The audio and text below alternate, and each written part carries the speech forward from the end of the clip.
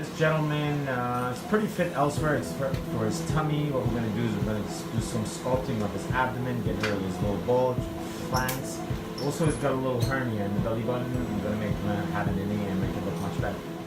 Ultrasonic liposuction of his abdomen and flanks. In men, because it's very fibrous, you actually want to break down the fat in between the fibrous tissues, and ultrasound works best for that.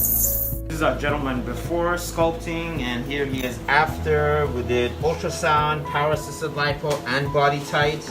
Really brought his waistline in, gave him a six-pack.